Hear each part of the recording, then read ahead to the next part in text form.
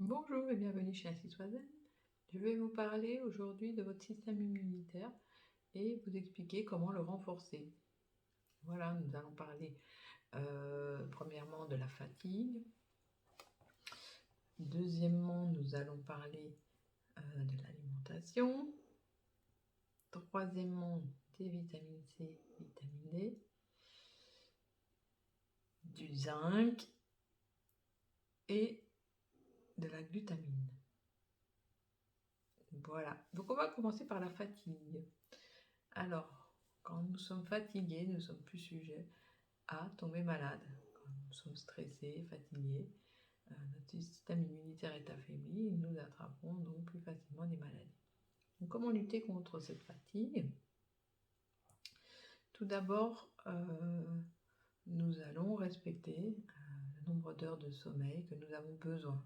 En moyenne, le nombre d'heures nécessaires pour avoir un bon repos est de 8 heures par jour. Alors certaines personnes ont besoin de moins d'heures de sommeil que d'autres ont besoin de plus d'heures. Donc c'est à vous, après 8 heures de sommeil, de voir si vous vous sentez en forme, oui ou non. Si vous vous sentez fatigué après 8 heures de sommeil, c'est qu'il vous en faut un peu plus, donc vous essayez vos 9 heures de sommeil. Voilà. Ensuite, vous pouvez prendre des compléments alimentaires. Le magnésium. Le magnésium sert à lutter contre la fatigue et le stress. Ah, mais c'est intéressant, c'est ça que nous avons exactement besoin. Donc, je vous conseille de faire une petite cure. Ensuite, on peut jouer aussi sur la répartition des calories. Donc, sur la journée. Le matin, pensez à prendre un bon petit déjeuner avec des protéines. Prenez un fruit pour bien démarrer la journée. Alors, sur l'heure du midi, vous prenez un repas copieux. Vous pouvez prendre des légumineuses, des protéines, des féculents. Ensuite, au goûter, vous allez manger un fruit donc, qui contient des sucres naturels et prendre des oléagineux comme des noix de cajou, des amandes, des noisettes, etc. Et pour finir le soir par un repas plus léger où vous pouvez réduire les féculents, supprimer ou réduire drastiquement les féculents. On ne va plus le soir avoir d'exercice physique ou intellectuel qui demande un apport en calories, puisque nous allons dormir. Donc, voilà à ce moment-là la répartition des calories. Un point important, c'est le sport. Et oui, si vous pratiquez du sport, vous allez avoir une fatigue naturelle. Cette fatigue naturelle va vous aider à un bon endormissement. Il est important d'avoir un sommeil réparateur pour votre système immunitaire. Un bon sommeil. Alors, on va parler de l'alimentation. L'alimentation, on va se retourner vers des aliments qui ne sont pas inflammatoires. Il y a des aliments acides et alcalins qui nous permettent au final de maintenir un équilibre acido-basique. Pour avoir un bon système immunitaire, on va essayer de supprimer donc ces aliments qui sont trop inflammatoires. Alors quels sont-ils? Ce sont tous les produits dérivés du lait, donc le lait, les yaourts, les fromages. Tous ces produits contiennent de la caséine. La caséine est une protéine inflammatoire. C'est pour ça qu'en cas d'arthrose, d'arthrite, on conseille aux gens de ne plus consommer momentanément les produits laitiers, que ce soit lait de vache ou lait de chèvre. Nous allons consommer également des produits qui ne sont pas dérivés de l'industrie. On va essayer de supprimer les plats industriels parce qu'ils se composent de beaucoup de sucre, de graisse, de sel, d'additifs. Les sucres ajoutés sont acides, donc inflammatoires. Il y a des sels qui vont aussi produire des lymphocytes inflammatoires. Alors on va se retourner plus vers des fruits et des légumes qui sont plus alcalins.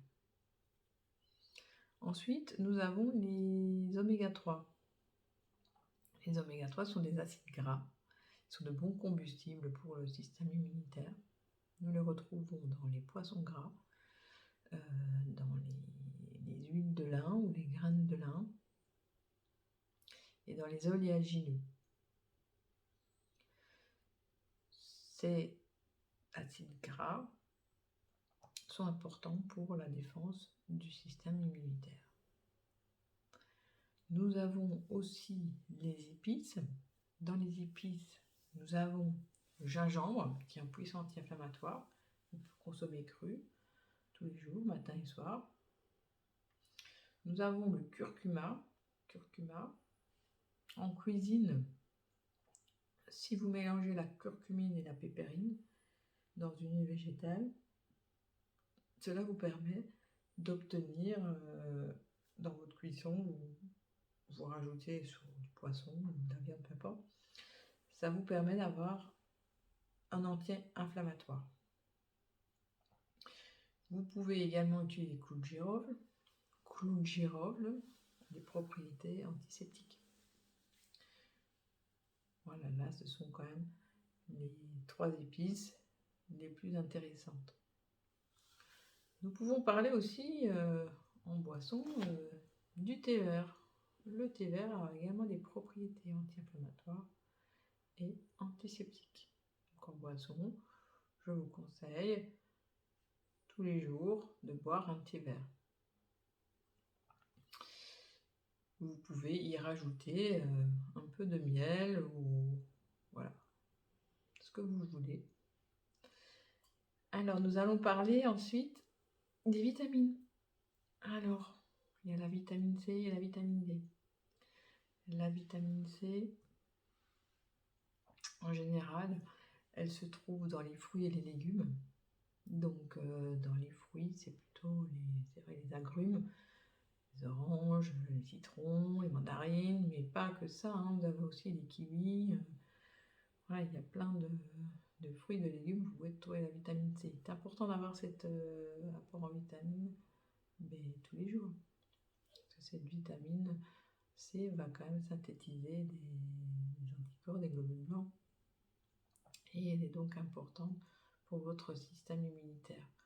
Vous pouvez également la prendre en complément si vous estimez ne pas manger assez régulièrement de fruits et de légumes. La vitamine D. La vitamine D, elle se synthétise à partir du soleil. Après une exposition au soleil, votre corps va fabriquer la vitamine D. En période hivernale, nous vous conseillons de prendre un complément de vitamine D vu que le nombre d'heures d'ensoleillement diminue. Donc, important, vitamine C, vitamine D. Ensuite, nous avons le zinc. Le zinc est un minéral qui est certes mal absorbé par le corps, mais qui est important pour le système immunitaire. Il va aider à la production des anticorps et la multiplication des globules blancs. Pourquoi on a besoin de cet apport en zinc, qui se trouve également dans l'alimentation. Il se trouve dans les viandes, les poissons, les fruits de mer. Vous pouvez éventuellement le prendre en complément, mais vu qu'il est mal absorbé, on conseille plutôt de prendre un complément alimentaire multivitaminé avec des minéraux bien absorbés. Ça, c'est pour le zinc, très important, nous en avons besoin.